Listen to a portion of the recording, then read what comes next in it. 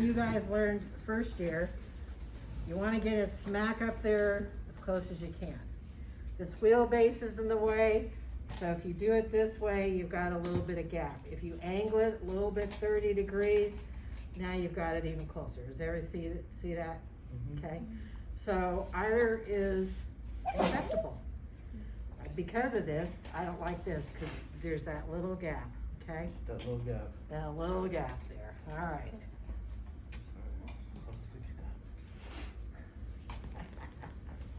Now,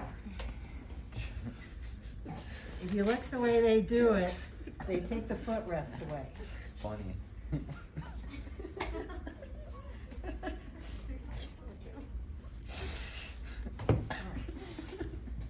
Okay, so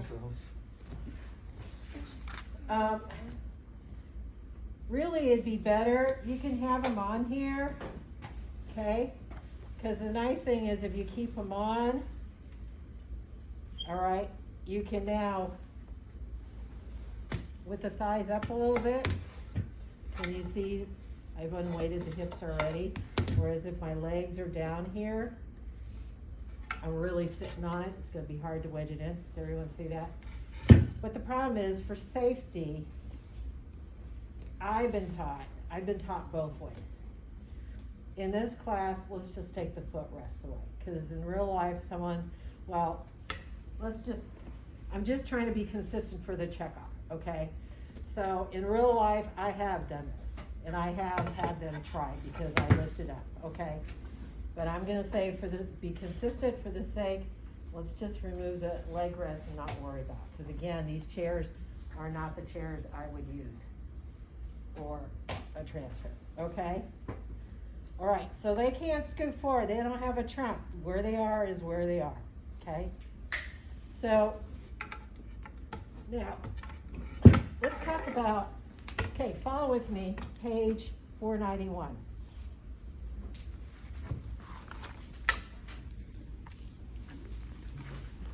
It says independent, so what does it take to be independent, okay? So we're talking either a C6 or a C7, all right? So I'm not gonna scoot forward in the chair. They don't have trunk, they don't have muscles to get your butt. This is where so it's gonna be different from what you were taught last year, okay? So the first thing they need to do is, if they can they get their arm and get it under their leg. I'm using my wrist extensors. I'm going to teach them how to do this. Can they use your body to lift it up and over? This is not easy. A leg loop will be easier. Okay, I will bring those if you want to practice, but in real life, you know, I didn't have leg loops to teach my patients because OT has to make them, and it's just a lot of stuff. So basically, you're going to teach them.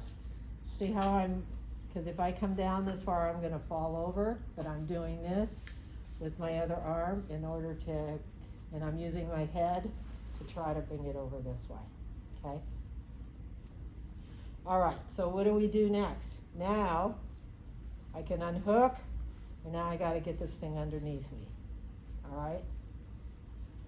So, what I'm going to do is I've got to, or let's do it the way they showed. See how they showed? And now what they've done is, in C, they got the other arm here because they're going to fall over. They don't have a trunk. And now I've got to wiggle this thing.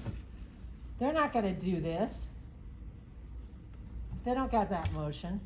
What they could do is they could extend, and they're going to bring it. And how they're going to wiggle it in is they're going to do this. Do you see what I'm saying? Or they're going to take this and they're going to shove it in. But first, I've got to get it under my bottom, right? So I'm going to bring it over. Okay, see what I'm doing? I mean, I make it look so easy because I've got hands. Okay.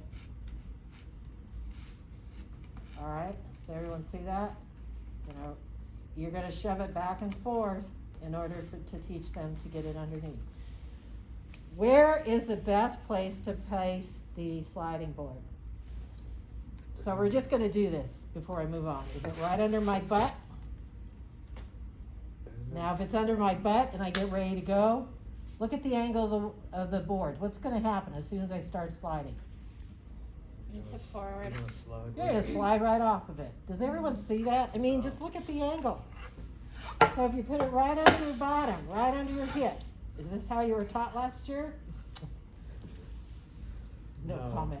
All right. I'm just saying, that's what everyone's, okay, but if you look at the angle, as soon as I try to slide out, what am I going to do?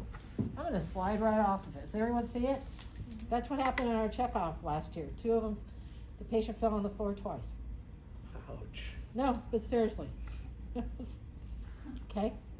I mean, Because if you look want at the finger angle. forces, there's no way you're gonna get it under your butt, though. It'd be What's so that? hard. Oh, under your butt. Under All your right. butt without Does using your everyone hands see at that? angle. Shh, please. Oh, I'm discussing.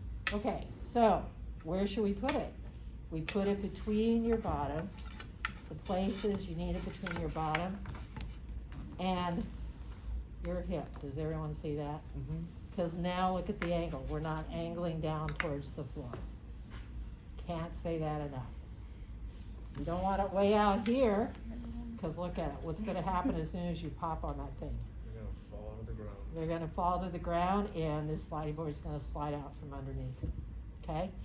I want you to practice positioning the wheel, the sliding board. Try different angles till you know and you understand, because you're going to have to teach this, okay? So it's between my bottom and my hips. Notice, first of all, I'm not going to be sliding off. And as soon as I start scooting, I'm doing it. I'm not going to be a quad right now. But if you look at my hips, now the board is flat. And as I start sliding, my butt is now on the sliding board. Does that make sense?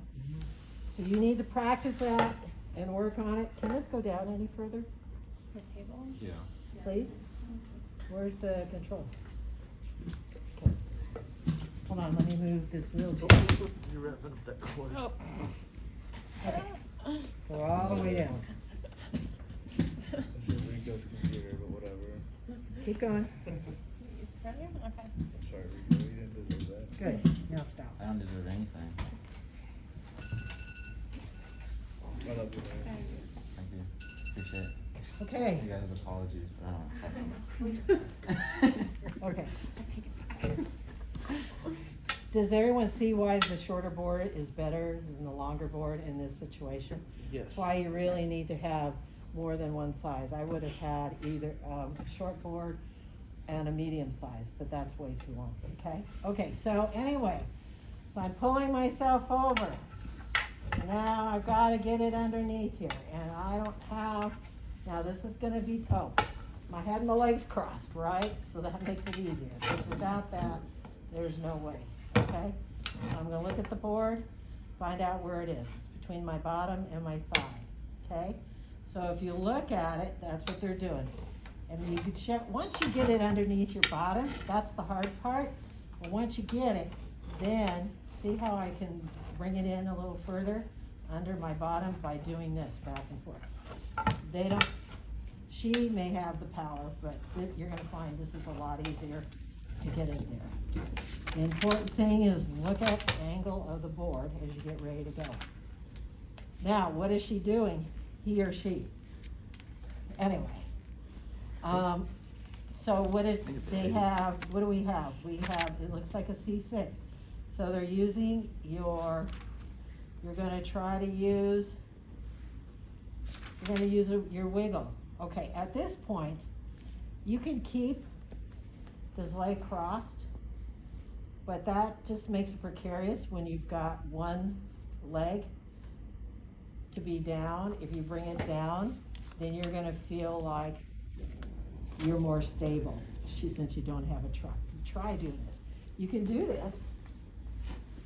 This just feels better to me. It just feels safer to me. But they to can't bring feel the their leg legs. back down. How would they Excuse feel it? me? But if they can't feel their legs, how would they feel more stable with both legs on the ground? They don't, but you as a therapist need to determine which is safer. Okay? It has to do with safety and teaching them to do it safely. Right? Okay. Anyway, so does everyone see that? So at this point, the person is coming forward because they don't have any trunk, everything's in the arms at this point, okay? So they're trying to bang depending on the length of your arms. And what are you gonna use now to get over? How are you gonna slide? Head and hips. That's correct, Oh. okay? So they're gonna use, if you notice in D, they're gonna use their arms, and they're going to, see, this is, that's why part of it is just this whole setup. Anyway, okay, I'm going, I should, if you can bring it down afterwards, because you notice we're still going uphill, there's no way they're gonna do that, okay? So they're just gonna bring their head-hip relationship But they can't use their hips. to bring themselves over. Does everyone see that? So there's a lot to teach with this, and this is where I think with your, all your motor learning stuff is you're gonna break it in parts and do this one by one. And are they gonna be able to do it all in one day?